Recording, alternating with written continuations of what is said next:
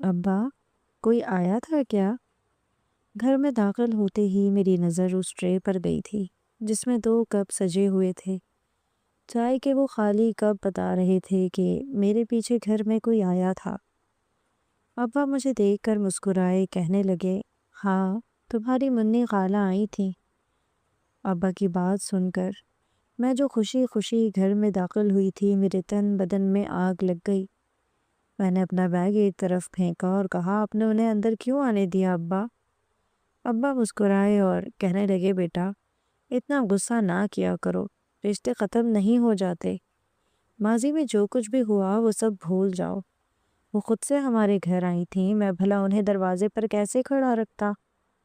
ابا کی بات سن کر میری آنکھوں میں آنسو جھلملائے تھے۔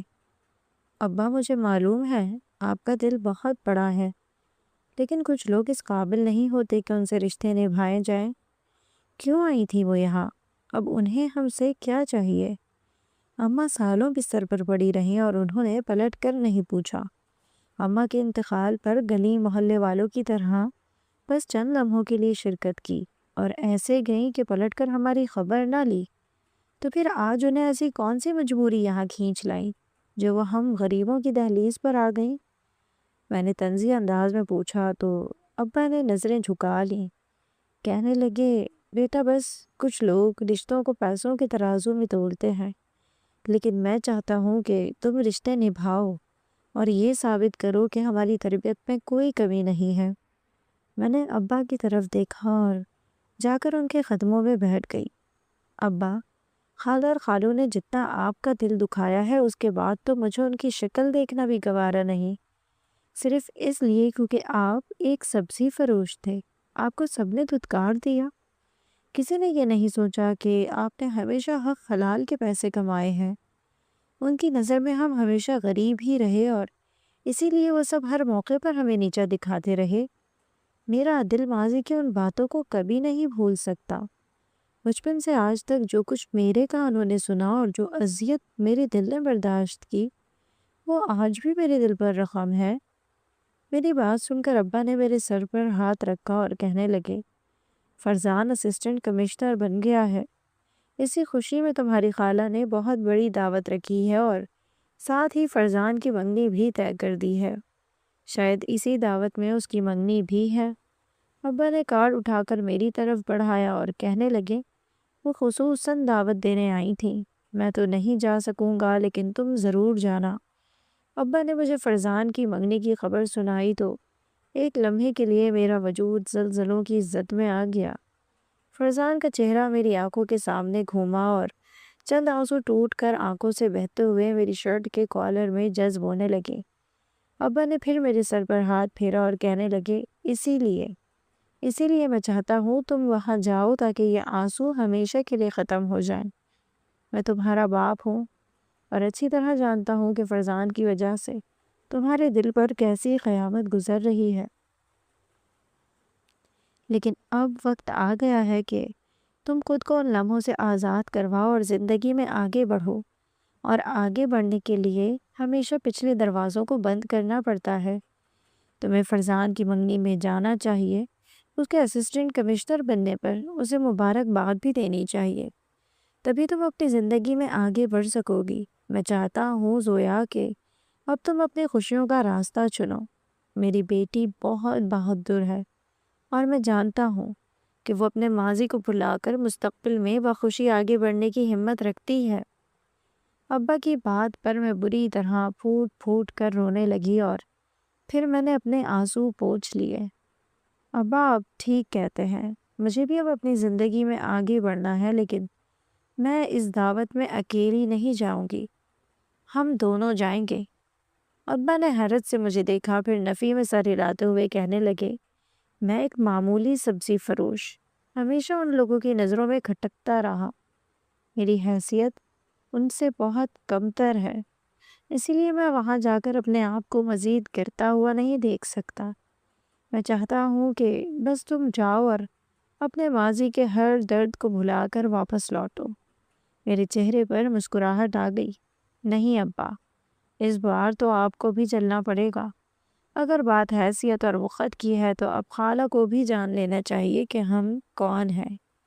ابا نے میری مسکراہٹ کے پیچھے چھپے میرے عزم کو جان لیا تھا، اسی لیے آہستگی سے کہنے لگے، ٹھیک ہے، میں تمہارے ساتھ چلوں گا، اور میرے چہرے پر مسکراہٹ بکھر گئی تھی۔ خالہ کا بیٹا فرزان اسسٹنٹ کمشنر بن چکا تھا، یہ بات مجھے 2 دن پہلے ہی پتہ چلی تھی، لیکن فی الحال وہ اپنی پوسٹ پر تعینات نہیں ہوا تھا، اور اس سے پہلے ہی خالہ نے دعوت رکھ دی تھی، اور اب اس دعوت میں جانا میرے لیے بہت زیادہ ضروری ہو چکا تھا۔ میں نے ابا کے ساتھ رات کا کھانا کھایا۔ ابا کمرے میں سونے چلے گئے تو میں نے الماری کھول کر اپنے سب سے پرانا اور وہی خاص جوڑا نکالا جو سالوں سے میں نے سنبھال کر رکھا تھا۔ یہ جوڑا میری اور فرزان کی آخری ملاقات پر میں نے پہنا تھا، جس دن اس نے مجھے میری حیثیت بتا کر چھوڑا تھا۔ اسی دن یہ جوڑا میرے لیے دکھ اور درد کی علامت بن گیا تھا، مگر اب اسی جوڑے کو پہن کر مجھے اپنی زندگی کے نئے راستوں پر چلنا تھا۔ میں نے اس جوڑے کو استری کیا، ساتھ ہی اپنی چپل، جولری وغیرہ بھی نکال کر سجا لی، کیونکہ صبح مجھے اپنی نوکری کے لیے جانا تھا۔ واپس آنے کے بعد اتنا ٹائم نہ بچتا۔ چھوٹا سا گھر تھا، میں خود ہی صفائی ستھرائی کرتی تھی۔ یہ سب کرنے کے بعد میں نے کچن چمکایا، دوپہر کا کھانا تیار کیا، اور جب سونے لیٹی تو 2 بج رہے تھے۔ اماں کے انتقال کے بعد بس زندگی ایک ہی ڈگر پر چل رہی تھی۔ صبح سے لے کر شام تک میں کام کاج کرتی رہتی تاکہ اماں اور ماضی کے دکھوں کو یاد کرنے کا وقت ہی نہ ملے۔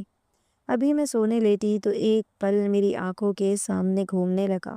میرا اور فرزان کا گھر برابر برابر میں تھا۔ نانا نے ایک ہی گھر خرید کر اس کا آدھا حصہ میری ماں کے نام کیا تھا اور آدھا خالہ کے، اور یوں میں اور فرزان بچپن سے ہی پڑوسی رہے تھے۔ فرزان کے ابا کی اپنی دکان تھی، جبکہ میرے ابا سبزی کا کام کرتے تھے۔ سبزی منڈی سے سبزی لا کر وہ صبح ہی صبح ٹھیلے پر سجاتے اور پھر اسے بیچنے نکل جاتے۔ بچپن میں تو ہم بھی ابا کے پیچھے لگ کر ٹھیلے پر بیٹھ جایا کرتے تھے اور ابا کے ساتھ گلیوں گلیوں کی سیر کرتے۔ ہمارے لیے تو یہ بہت ہی مزے کی بات تھی، لیکن کچھ عرصے بعد ہی ہمیں احساس ہوا کہ یہ سب کچھ اتنا نارمل نہیں ہے، کیونکہ ایک دن جب کھیل کھیل میں فرزان ابا جیسی سبزی بیچنے والی آوازیں نکالنے لگا تو خالو گھر سے باہر نکل کر آئے، اور اس دن خالو نے فرزان کو بہت مارا تھا۔ خالہ بچانے آئیں تو خالہ پر بھی غصہ ہونے لگے، کیوں جانے دیتی ہو اسے شہزاد کے ساتھ؟ کیا بڑے ہو کر اسی کی طرح گلیوں کی خاک چاہنے کا ہمارا اکلوتا بیٹا؟ خالو کی بات پر خالہ چپ کر گئی تھیں، جبکہ میری آنکھوں میں آنسو آنے لگے تھے۔ پہلی بار مجھے ذلت کا احساس ہوا تھا، اور میرے پیچھے ابا جو چیخو پکار سن کر گھر سے باہر نکلے تھے وہ بھی ایک دم ہی چپ چاپ ہو گئے تھے۔ میری بات سنو شہزاد، آئندہ میرے بیٹے کو لے کر سبزی بیچنے نہ جانا۔ میں اسے تمہاری طرح ایک ناکام انسان نہیں بنانا چاہتا۔ میں چاہتا ہوں یہ پڑھ لکھ کر کسی قابل بنے۔ ابا کو تنبیہ کرتے خالو تو اپنے گھر میں چلے گئے تھے، لیکن میں پھٹی پھٹی نگاہوں سے ابا کو دیکھ رہی تھی، جن کی آنکھوں کے کناروں میں نمی تھمنے لگی تھی۔ ابا، کیا سبزی بیچنا بری بات ہوتی ہے؟ میں جو صرف 5-6 سال کی تھی خالو کی بات کا مطلب سمجھ ہی نہیں پائی تھی۔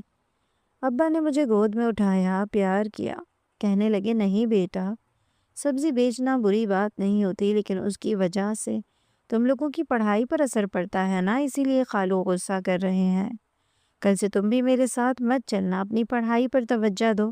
میں چاہتا ہوں پڑھ لکھ کر تم بھی بہت قابل بنو۔ ابا مجھے پیار کرتے ہوئے گھر میں داخل ہوئے تو اماں غصے میں بھری کھڑی ہوئی تھیں۔ فرزان کا جو دل چاہتا ہے وہ کہتا ہے، آپ جواب کیوں نہیں دیتے؟ میری چھوٹی بہن کا شوہر ہے، اس ناطے رشتے میں بھی آپ سے چھوٹا ہے، اور جو اس کا دل چاہتا ہے وہ کہہ دیتا ہے، کیوں اسے لگتا ہے کہ ہم غریب فقیر ہیں؟ اماں کو غصہ آسمان کو چھونے لگا تو ابا نے انہیں اشارے سے خاموش کروا دیا اور پھر مجھ سے کہا، گڑیا جا کر کمرے میں کھیلو اور اس کے بعد اپنی پڑھائی کرنا، پھر میں تمہیں شام کو باہر لے کر جاؤں گا۔ ابا کی بات سن کر میں خوشی خوشی کمرے میں بھاگی تھی۔ میں نے گڑیا اٹھا کر کھیلنا شروع ہی کیا تھا کہ مجھے اماں اور ابا کی بلند آوازیں سنائی دینے لگی۔ ابا غصے میں کہہ رہے تھے گڑیا کے سامنے ایسی بات نہ کیا کرو، میں نہیں چاہتا کہ بچی کے دل میں رشتوں کو لے کر میل آئے، جبکہ اماں کا کہنا تھا کہ اگر آج تم نے فیضان کو لگام نہیں دی تو وہ ساری زندگی تمہیں یوں ہی نیچا دکھائے گا۔ اور پھر ان کی آوازیں آنی بند ہو گئی تھیں اور میں سمجھنے کی کوشش کر رہی تھی کہ ابا اور اماں کے درمیان جھگڑا کیوں ہو رہا ہے، لیکن میرے کچے ذہن میں کوئی یہ بات پوری طرح سمجھ ہی نہیں آئی تھی۔ 2 دن بعد منی خالہ بریانی کی پلیٹ اٹھائے ہمارے گھر آئی تھی۔ انہوں نے اماں کو بریانی کی پلیٹ پکڑائی تو اماں کہنے لگیں، دیکھو منی، میں نہیں چاہتی کہ میرے اور تمہارے بیچ کوئی جھگڑا ہو، لیکن فیضان کو سمجھاؤ کہ بچوں کے سامنے ایسی بات نہ کیا کرے۔ سبزی بیچنا کون سی بری بات ہے جو وہ بار بار ہمیں اس بات کا طعنہ دیتا ہے؟ اماں کی بات سن کر منی خالہ کہنے لگیں کہ کیا غلط کہتے ہیں فیضان، تمہیں ملا ہی کیا ہے اس شادی سے؟ وہ مشکل 2 وقت کا کھانا پورا ہوتا ہے تمہارے گھر میں، نئے کپڑے تو دور کی بات، بچی کو ایک اچھے ڈھنگ کے اسکول میں تعلیم دلوانے کی حیثیت بھی نہیں ہے تمہارے شوہر کی۔ ابا نے بھی پتہ نہیں کیا دیکھ کر تمہاری شادی کر دی۔ منی خالہ اور بھی کچھ کہنا چاہتی تھی لیکن اماں نے ہاتھ اٹھا کر انہیں خاموش کروا دیا تھا۔ میرے شوہر کے بارے میں ایسی ویسی کوئی بات نہ کہنا منی، وہ محنت کی روٹی کماتا ہے اور ہمیں عزت سے اس نے اپنے گھر میں رکھا ہوا ہے، ہم روکھی سوکھی کھاتے ہیں لیکن خوش ہیں، مگر تمہارا شوہر، اسے نہ جانے کیا مسئلہ ہے، کبھی کبھی تو مجھے لگتا ہے وہ ہم دونوں میاں بیوی کی محبت سے ہی جلتا ہے۔ اماں نے اچانک ایسی بات کہی تھی کہ منی خالہ کے تن بدن میں آگ لگ گئی تھی، وہ اٹھ کر کھڑی ہو گئی تھی۔ تمہیں کیا لگتا ہے زبیدہ، تم کوئی بہت خوبصورت ہو، یا پھر تمہارا شوہر تمہیں سر آنکھوں پر بٹھاتا ہے جو میں اور میرا شوہر تم سے جلیں گے؟ ہے کیا تم لوگوں کے پاس؟ پھوٹی کوڑی نہیں ہے اور اکڑ دیکھو۔ منی خالہ غصے میں یہ کہہ کر ہمارے گھر سے باہر نکل گئی تھی اور اماں نے ان کی لائی ہوئی بریانی کی پلیٹ کو ایک طرف رکھ دیا تھا، جیسے اسے ہاتھ نہ لگانے کی قسم کھا لی ہو۔ اس دن کے بعد سے دونوں فیملیز کے درمیان دوریاں بڑھنے لگیں۔ منی خالہ کے گھر جاتی تو وہ مجھے دیکھنا گوارا نہ کرتی، فرزان میرے ساتھ کھیلنے لگتا تو وہ اسے کھینچ کر پیچھے ہٹا لیتی۔ کبھی میری اماں ہی مجھے منی خالہ کے گھر نہیں جانے دیتی تھی، لیکن میں اور فرزان، ہم دونوں کی دوستی وقت کے ساتھ ساتھ بڑھتی گئی۔ ہم گھر سے باہر ملنے لگے، کیونکہ ہم اسکول ایک ساتھ ہی جاتے تھے، اسی لیے ہماری ملاقات ہو جاتی۔ مگر کچھ عرصے بعد خالو نے فرزان کا ایڈمیشن ایک بہت بڑے اسکول میں کروا دیا۔ ان کا گھر ٹوٹ کر دوبارہ سے اونچا ہو کر بن گیا، 1 منزل اوپر بھی تعمیر ہو گئی، جبکہ ہمارا گھر وہی ٹوٹا پھوٹا اور پرانی طرز کا ہی تھا۔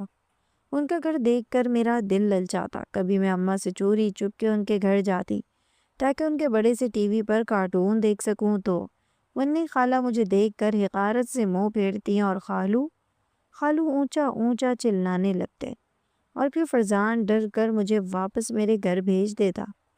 ایک دن میں ان کے گھر سے واپس اپنے گھر آئی تو اماں نے مجھے آتے دیکھ لیا، میری چوٹی پکڑ لی، کہنے لگی کیوں گئی تھی منی کے گھر؟ میں رونے لگی اور کہا کہ ان کے گھر پر بڑا سا ٹی وی ہے اور مجھے ٹی وی دیکھنا ہے، ہمارے گھر تو ٹی وی نہیں ہے۔ اس سے پہلے کہ اماں میرا منہ توڑ دیتی ہیں، ابا گھر میں داخل ہوئے، مجھے اماں کی چنگل سے چھڑایا، گود میں اٹھا لیا۔ میری گڑیا کو ٹی وی چاہیے، میں لا دوں گا، لیکن اگر وہاں وہ لوگ تمہیں پسند نہیں کرتے تو میری جان، میری بیٹی، ایک بات یاد رکھنا، جہاں انسان کی عزت نہ ہو اسے وہاں ہرگز بھی نہیں جانا چاہیے۔ ابا کی یہ بات میرے دل کے ساتھ ساتھ دماغ میں بھی بیٹھ گئی کہ جہاں انسان کی عزت نہ ہو اسے وہاں نہیں جانا چاہیے، اور پھر اس دن کے بعد سے میں نے چوری چپ کے منی خالہ کے گھر جانا ختم کر دیا۔ ابا نے تھوڑے ہی عرصے میں نہ جانے کہاں سے اور کیسے ایک پرانا ٹی وی لا کر میرے سامنے رکھ دیا تھا۔ لو گڑیا، اب تم اس میں کارٹون دیکھنا۔ اور اس دن میں اتنی خوش ہوئی تھی جیسے میرے ہاتھ کوئی خزانہ لگ گیا ہو۔ پھر میں نے گلی میں فرزان کو بتایا تھا کہ ہمارے گھر ٹی وی آیا ہے، تو وہ اپنے اماں ابا سے چھپ کر ہمارے گھر آ گیا، میرے ساتھ بیٹھ کر ٹی وی دیکھتے ہوئے کہنے لگا، پتہ ہے زویا، ہمارے گھر میں اس سے بڑا ٹی وی ہے، لیکن مزہ تو تمہارے ساتھ بیٹھ کر ہی کارٹون دیکھنے میں آتا ہے۔ یہ کہہ کر وہ خود ہی بھونڈے سے انداز میں ہنسنے لگا تھا اور میں بھی اس کے ساتھ ساتھ زور سے ہنس پڑی تھی۔ ہمارا بچپن یوں ہی گزر رہا تھا۔ ہم بڑے ہو رہے تھے۔ دھیرے دھیرے مجھے کچھ باتوں کی سمجھ آنے لگی تھی۔ منی خالہ میری اماں یعنی اپنی ہی سگی بہن سے جلتی تھیں اور اس کی وجہ اماں کی خوبصورتی تھی۔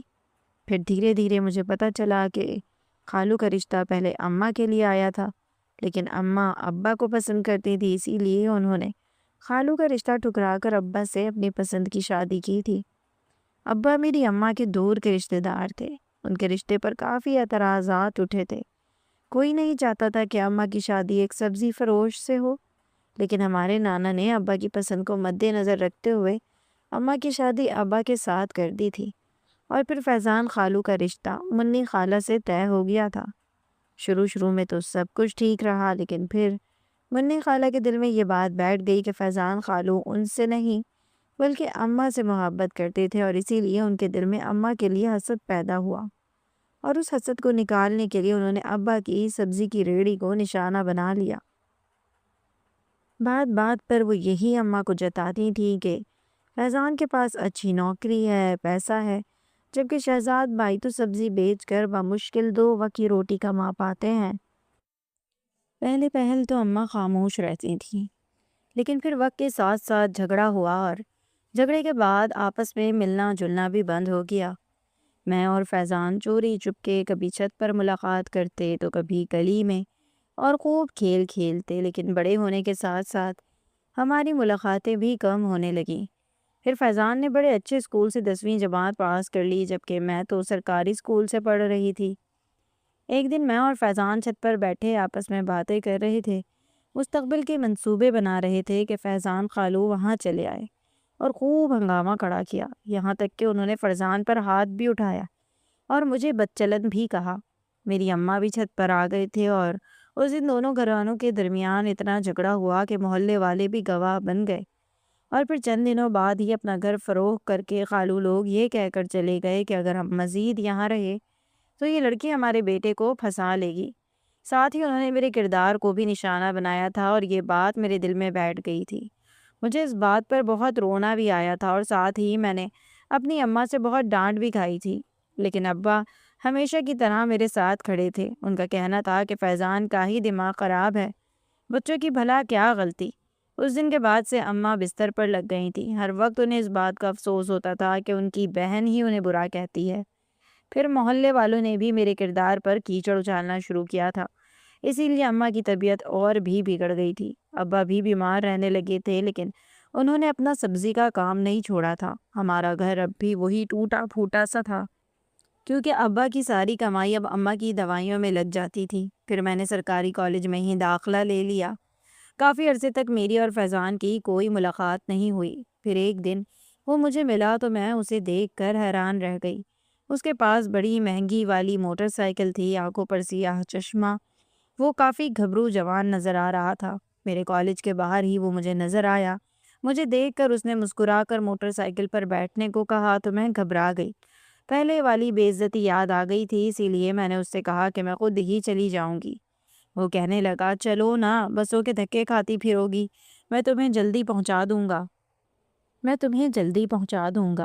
پھر موٹر سائیکل پر بٹھا کر وہ مجھے میری پسند کے گول گپے والے کی ریڑھی پر لے گیا۔ ہم دونوں نے گول گپے کھائے اور بچپن کی باتوں کو دہرانے لگے۔ اس نے مجھے اپنا موبائل نمبر بھی دے دیا، اور یوں ہمارے درمیان دوستی کا آغاز ہوا۔ میرے پاس موبائل تو نہیں تھا، لیکن اب گھر پر ٹیلی فون لگ چکا تھا، اسی لیے اسی فون پر میری اور فرزان کی بات ہو جاتی۔ وہ کبھی کبھار فون کرتا تو خیر خیریت ہو جاتی۔ اس دوران اماں کو پتہ چل گیا کہ میں اور فرزان دوبارہ سے ایک دوسرے سے بات کرنے لگے ہیں۔ اماں نے مجھے بری طرح ڈانٹا، مگر میں نے اماں سے کہا کہ اگر منی خالہ بری ہیں تو اس میں فرزان کا کیا قصور ہے؟ ہم تو بچپن کے دوست ہیں، اسی لیے آپس میں بات کرتے ہیں، ویسے بھی خالہ کو نہیں پتہ چلے گا۔ میں نے اماں کو تسلی کروائی تھی، لیکن اماں کو تسلی نہیں ہوئی تھی۔ انہوں نے ابا سے بھی میری شکایت لگائی تھی۔ ابا نے مجھے سمجھایا کہ بیٹا، میں مانتا ہوں فرزان اچھا بچہ ہے، لیکن اب تم بڑی ہو گئی ہو، اور اگر کل کو تمہاری خالہ کو یہ بات پتہ چلی تو پھر بات کا پتنگڑ بنے گا۔ میں نے ابا سے کہا کہ آپ ہی تو کہتے ہیں ہمیں لوگوں سے نہیں ڈرنا چاہیے، پھر مجھے کیوں ڈرا رہے ہیں؟ میری بات پر ابا ہنس دیا اور بات وہیں ختم ہو گئی۔ ہم دونوں کبھی ملاقات کر لیتے، کبھی فون پر بات کر لیتے۔ ہماری دوستی گہری ہونے لگی تھی۔ میرے دل میں فرزان کے لیے جذبات پنپنے لگے۔ بچپن کی دوستی محبت میں تبدیل ہو رہی تھی۔ فرزان کا تو مجھے علم نہیں تھا، لیکن ہاں، میرے دل میں اس کے لیے ضرور جذبات پیدا ہو گئے تھے، اور اس کے ساتھ مجھے بہت خوشی بھی ملتی تھی۔ میں الگ ہی خوابوں کی دنیا میں جینے لگی تھی۔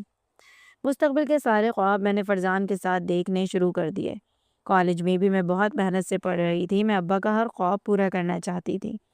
میری خواہش تھی کہ میں پڑھ لکھ کر اس قابل بن جاؤں کہ اپنے گھر کی مرمت کرواؤں، کسی بڑے سے اسپتال میں اماں کا علاج کرواؤں، اور پھر ابا کو سبزی کی ریڑھی نہ لگانا پڑے، کیونکہ وقت کے ساتھ ساتھ ابا کی کمر جھک رہی تھی۔ سردی، گرمی، دھوپ، بارش، چاروں موسموں میں جب ابا ریڑھی لے کر نکلتے تو واپسی پر ان کی حالت بہت خراب ہو جاتی۔ دوسری طرف فیضان خالو کی دکان دن بدن ترقی کر چکی تھی۔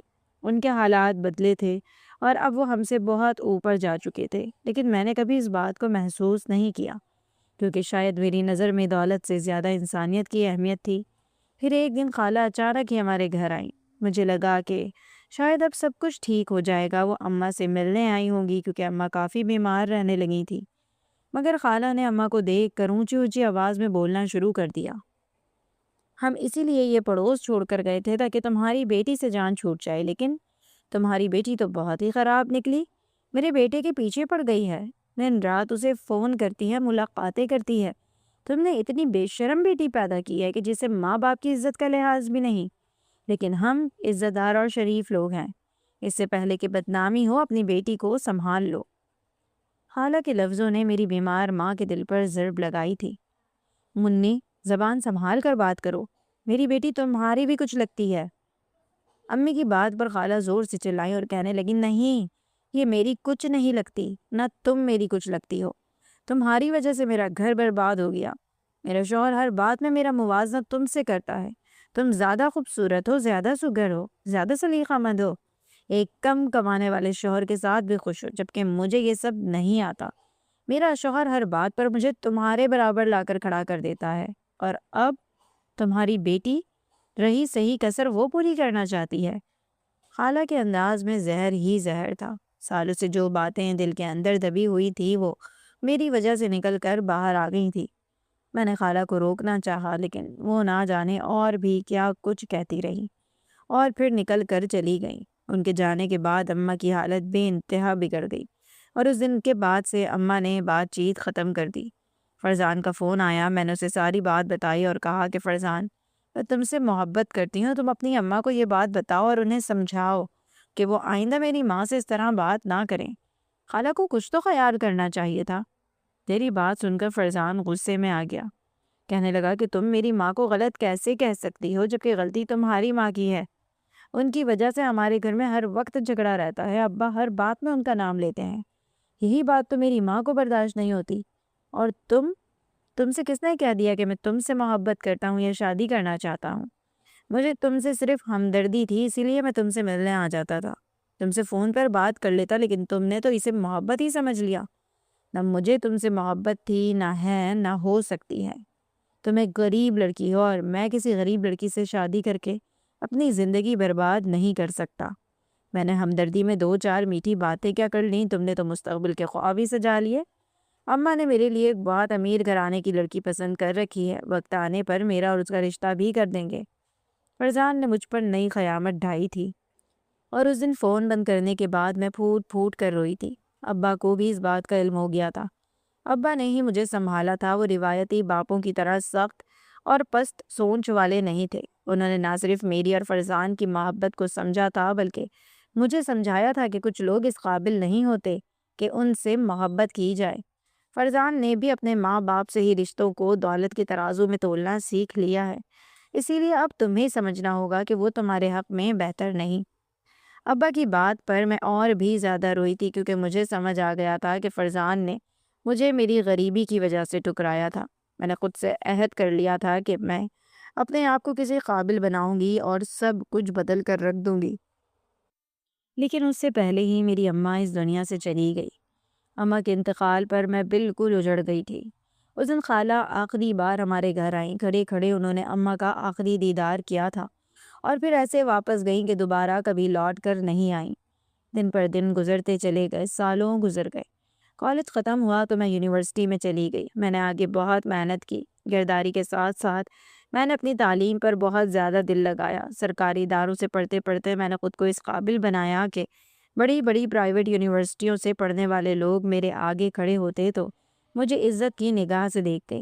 اب میرے ابا نے سبزی کی ریڑھی لگانی بھی چھوڑ دی تھی کیونکہ ان کی کمر میں مستقل درد رہنے لگا تھا، اور پھر مجھے اچھی خاصی تنخواہ ملتی تھی، مجھے گاڑی بھی ملی تھی، لیکن میں اسے استعمال نہ کرتی تھی۔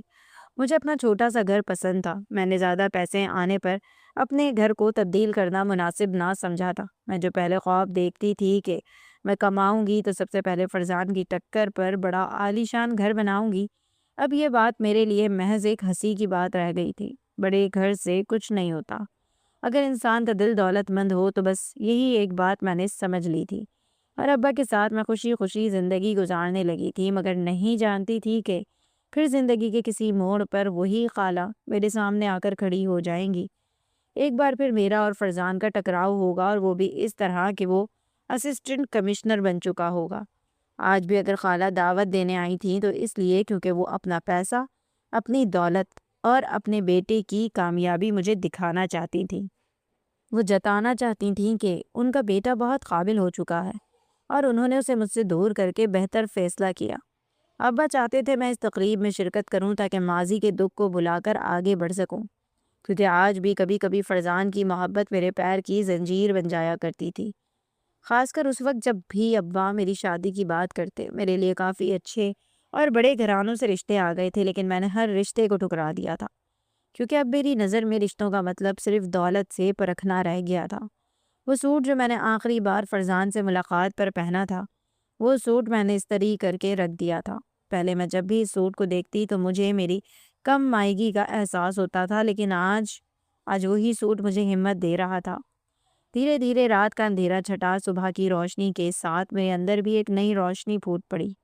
میں نے اٹھ کر ناشتہ تیار کیا، ابا کے آگے ناشتہ رکھا اور ساتھ ہی وقت پر دمائے کھانے کی ہدایت کرتے اپنے کام کے لیے نکل پڑی۔ کاموں میں شام ہونے کا پتہ ہی نہ چلا۔ جب گھڑی نے 5 بجائے تو میں دفتر سے واپس اپنے گھر پہنچی اور ابا سے کہا، چلیں تیار ہو جائیں، ہمیں جانا ہے۔ میری بات سن کر ابا کچھ دیر خاموش رہے، پھر کہنے لگے، سوچ لو میری گڑیا، کیا میرا جانا مناسب ہوگا؟ میں نے فوراً کہا، جی ابا کیوں نہیں، آخر خالہ خود آئی تھی دعوت دینے کے لیے، ہم کوئی بن بلائے مہمان تو نہیں، آخر ان کے بیٹے کی خوشی میں شامل تو ہوں، اسسٹنٹ کمشنر بنا ہے ان کا بیٹا، مبارکباد دینا تو بنتی ہے۔ میں نے تحفے تحائف بھی لے لیے ہیں اور مٹھائی ہم جاتے ہوئے لے لیں گے۔ ابا کچھ تذبذب کا شکار ہوئے تھے۔ میں نے ابا کا ہاتھ تھام کر بڑے اطمینان سے کہا، ابا اگر آپ نے ساری زندگی لوگوں کی باتوں کی پرواہ کیے بغیر حق حلال کمایا ہے تو اب بھی کسی کے تانے ہمیں جھکا نہیں سکتے۔ آپ نے مجھے ہمیشہ یہ سکھایا ہے کہ عزت پیسوں سے نہیں کردار سے بنتی ہے، اور آج اگر وہ لوگ ہماری غربت کا مذاق اڑائیں گے تو شاید پہلی بار انہیں یہ سمجھ آ جائے کہ اصل امیری کیا ہوتی ہے۔ ابا نے میری بات سنی تو خاموش ہو گئے۔ ان کی خاموشی میں کمزوری نہیں بلکہ برسوں کی برداشت بول رہی تھی۔ شام ڈھلے میں نے وہی سوٹ پہنا، بالوں کو سادہ سا سنوارا، نہ کوئی دکھاوا نہ کوئی بناوٹ۔ ابا نے اپنی صاف ستھری قمیض پہنی اور پرانے مگر چمکائے ہوئے جوتے پہن لیے۔ جب ہم خالہ کے گھر پہنچے تو باہر قیمتی گاڑیاں کھڑی تھیں، روشنیاں جگمگا رہی تھیں۔ اندر داخل ہوتے ہی خالہ کی نظر ہم پر پڑی تو ایک لمحے کو ان کے چہرے پر ناگواری آ گئی، پھر وہ بناوٹی مسکراہٹ کے ساتھ ہمارے پاس آئیں، مجھے اوپر سے نیچے تک دیکھ کر بولی، ارے آ گئی تم بھی؟ میں نے بڑے اطمینان سے سلام کیا اور کہا کہ آپ نے خاص طور پر بلایا تھا تو کیسے نہ آتی۔ ابا خاموشی سے میرے ساتھ کھڑے رہے۔ اندر ہال میں فرزان کھڑا تھا، وردی میں ملبوس، اس کے چہرے پر غرور صاف جھلک رہا تھا۔ اس کی نظر مجھ پر پڑی تو وہ چونکا، شاید اس نے مجھے اس وقار کے ساتھ دیکھنے کی توقع نہیں کی تھی۔ وہ ہمارے قریب آیا اور رسمی انداز میں سلام کیا، پھر ابا کی طرف دیکھ کر بس سر ہلا دیا۔ خالو نے دور سے ابا کو دیکھتے ہی طنزیہ لہجے میں کہا، ارے شہزاد تم بھی آ گئے، سبزی کی ریڑھی کہاں کھڑی کی ہے؟ باہر، میں نے ابا کے بولنے سے پہلے کہا۔ خالو ابا نے برسوں پہلے ریڑھی چھوڑ دی تھی اور اب وہ اس قابل ہے کہ جس محنت سے انہوں نے مجھے پڑھایا آج اسی کا پھل کھا سکیں۔ ہال میں موجود چند لوگوں کی نظریں ہم پر جم گئیں۔ خالو نے بات بدلنے کے لیے فرزان کو آواز دی اور کہا، دیکھو ہمارا بیٹا کہاں پہنچ گیا اور کہاں یہ لوگ؟ میں نے مسکرا کر فرزان کو مبارکباد دی اور کہا بہت محنت کی ہوگی آپ نے اس مقام تک پہنچنے کے لیے۔ فرزان نے رسمی سے شکریہ ادا کیا مگر اس کی نظریں بار بار میرے چہرے پر ٹھہر رہی تھیں۔ شاید وہ اس وقار کو ہضم نہیں کر پا رہا تھا جس کے ساتھ میں وہاں کھڑی تھی۔ خالہ اور خالو البتہ پوری طرح اکڑے ہوئے تھے۔ خالو سینہ تان کر مہمانوں کے درمیان گھوم رہے تھے اور خالہ کے چہرے پر وہی پرانی فاتحانہ مسکراہٹ تھی جیسے وہ آج کوئی جنگ جیت گئی ہوں۔ خالہ کبھی مجھے دیکھتی، کبھی ابا کو، اور پھر جان بوجھ کر منہ دوسری طرف پھیر لیتی جیسے ہمارا وہاں ہونا ان کے منصوبے میں شامل ہی نہ ہو۔ شاید انہیں لگا تھا کہ ہم ان کی دعوت پر نہیں آئیں گے مگر آج تو میرا یہاں آنا بنتا تھا۔ کچھ ہی دیر میں خالہ نے تالی بجا کر سب کی توجہ اپنی طرف مبذول کروائی اور ایک نہایت خوش لباس لڑکی کو اپنے ساتھ آگے لے آئیں۔ وہ لڑکی مہنگے مہنگے لباس میں ملبوس تھی۔ زیورات سے لدی ہوئی، بالوں کا اسٹائل، چہرے کا اعتماد صاف بتا رہا تھا کہ وہ کسی امیر گھرانے کی لاڈلی بیٹی ہے۔ خالہ نے فخر سے اس کا تعارف کرواتے ہوئے کہا یہ نائلہ ہے۔ سب مہمانوں کی نظریں اس پر جم گئیں۔ نائلہ ہلکی سی مسکراہٹ کے ساتھ سب کو دیکھ رہی تھی۔ خالو نے مائک سنبھالا اور بلند آواز میں کہا آج ہم آپ سب کو یہ خوشخبری دینا چاہتے ہیں کہ ہمارے بیٹے فرزان کی منگنی نائلہ کے ساتھ طے پا گئی ہے۔ نائلہ شہر کے ایک بہت بڑے اور نامور کاروباری شخص کی بیٹی ہے۔ اللہ کے فضل سے دونوں خاندان حیثیت اور معیار میں ایک دوسرے کے ہم پلہ ہیں۔ خالو نے جان بوجھ کر یہ جملہ زور دے کر کہا تھا اور اس کے بعد ان کی نظر لمحہ بھر کے لیے ابا پر پڑی تھی۔ خالہ نے آگے بڑھ کر کہا ہم نے ہمیشہ اپنے بیٹے کے لیے بہترین ہی سوچا ہے، اس لیے ہم نے اس کے مستقبل کے لیے ایسا رشتہ چنا ہے جو اس کے مقام کے مطابق ہو۔ ان کی باتیں تلوار کی طرح میرے دل پر چل رہی تھیں مگر اس بار میں نے نہ سر جھکایا نہ آنسو بہنے دیا۔ میں خاموشی سے نائلہ کو دیکھ رہی تھی۔ فرزان اسٹیج پر آ کر نائلہ کے ساتھ کھڑا ہو گیا۔ کیمروں کی فلیش لائٹس جلنے لگیں، تالیاں بجنے لگیں۔ خالہ خالو کے چہرے خوشی سے دمک رہے تھے جیسے انہوں نے واقعی وہ ایک بہت بڑا کارنامہ سر انجام دیا ہو۔ میں نے ابا کی طرف دیکھا، وہ خاموش کھڑے تھے مگر ان کے چہرے پر دکھ نہیں بلکہ عجیب سا سکون تھا۔ ابا کے پرسکون چہرے کو دیکھ کر میری اندر پہلی بار اطمینان اترا۔ خاموشی جو سالوں میں محسوس نہیں کر سکی تھی وہ مجھے آج محسوس ہوئی تھی۔ میں کسی پرانے بند دروازے سے باہر نکل آئی تھی۔ مجھے اپنا آپ بہت آزاد، بہت ہلکا لگ رہا تھا۔ ابا شاید صحیح کہتے تھے، آج کی تقریب میں میرا آنا ضروری تھا۔ فرزان کسی اور کے ساتھ آگے بڑھتا دیکھ میں خود کو اس پرانی بوسیدہ محبت سے چھڑوانے میں کامیاب ہو گئی تھی جس نے مجھے ہمیشہ خوشیوں سے دور رکھا تھا۔ میں نے گہری سانس لی اور نگاہیں اسٹیج سے ہٹا کر ہال میں گھومتی ہوئی بھیڑ پر ڈال دیں۔ اب مجھے کسی کے چہرے پر حسد یا کڑواہٹ نظر نہیں آ رہی تھی، نہ ہی خالہ کی اکڑ مجھے چبھ رہی تھی اور نہ خالو کے طنزیہ جملے میرے دل کو زخمی کر رہے تھے۔ میں پہلی بار خود کو ان سب باتوں سے بلند محسوس کر رہی تھی جیسے یہ سب کسی اور کی کہانی ہو جس کا مجھ سے اب کوئی تعلق نہیں رہا تھا۔ ابا نے دھیرے سے کہا چلو بیٹا اب گھر چلتے ہیں، یہاں ہماری ضرورت پوری ہو گئی ہے۔ میں نے اس بات پہ سر ہلایا اور ایک بار پھر اسٹیج کی طرف دیکھا جہاں فیضان نائلہ کے ساتھ تصویریں بنوا رہا تھا۔ اس کے چہرے پر وہی مسکراہٹ تھی جو کبھی میرے لیے مخصوص ہوا کرتی تھی مگر اب وہ مسکراہٹ مجھے چھو نہیں پا رہی تھی۔ میں نے محسوس کیا کہ دل کے کسی کونے میں بھی کوئی ٹیس نہیں اٹھی، کوئی شکوہ، کوئی سوال باقی نہیں رہا تھا۔ ہم وہاں سے باہر نکلنے ہی لگے، اچانک ایک ویٹر ابا سے ٹکرا گیا۔ کافی سارا کھانا زمین پر گرا، ساتھ ابا کے کپڑے بھی خراب ہو گئے۔ وہ ویٹر ابا کو غصے میں دیکھنے لگا جبکہ پاس کھڑے خالو کے چہرے پر عجیب سی مسکراہٹ آ گئی تھی۔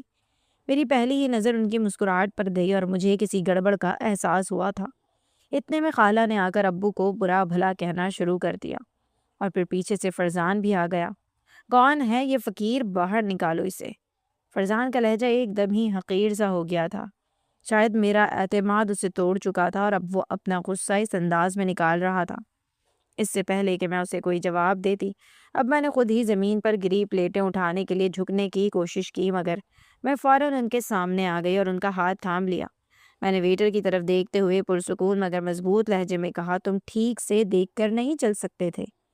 ویٹر ایک لمحے کے لیے گھبرا گیا مگر پھر خالو کی طرف دیکھ کر اس کے چہرے پر اکڑ آ گئی جیسے اسے کسی کی پشت پناہی حاصل ہو۔ خالہ نے تیز آواز میں کہا دیکھا کیسی بدتمیزی ہے؟